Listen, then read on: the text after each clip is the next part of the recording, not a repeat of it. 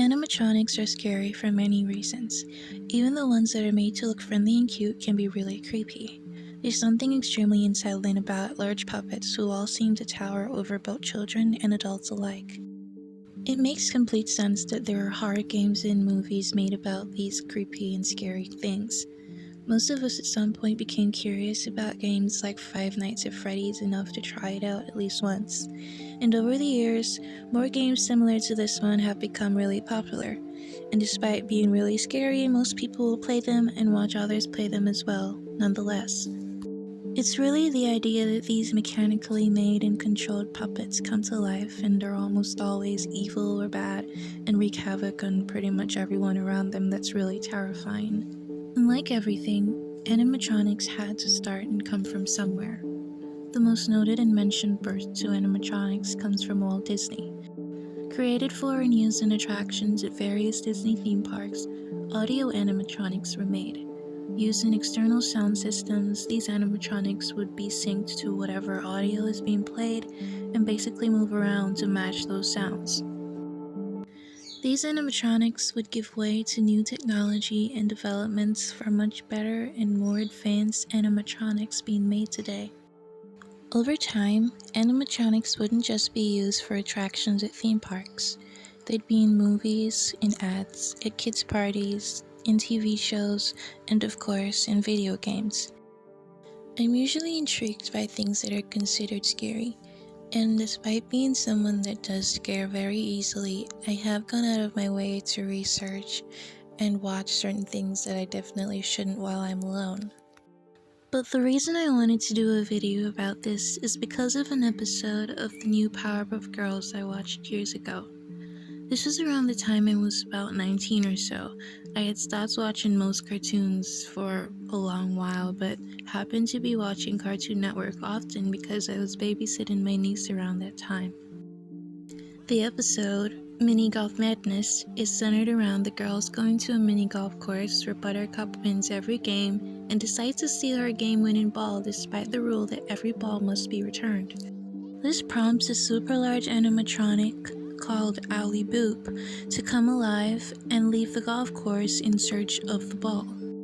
The animatronic in the show is supposed to be based on a cartoon character from the 1930s called Owlie Boop, which based on the look and overall demeanor of the animatronic is a reference to Betty Boop.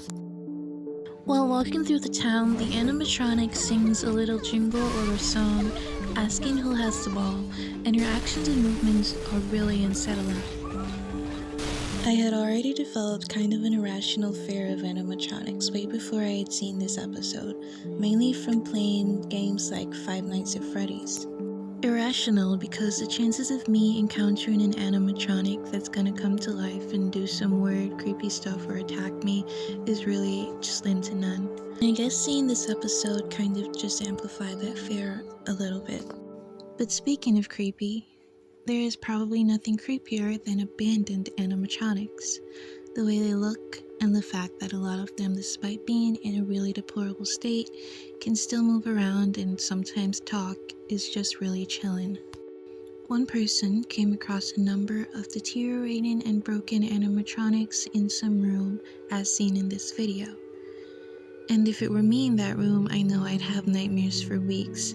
Not only do they look disturbing, but the ambiance in the video puts you on edge, almost as if you're right there.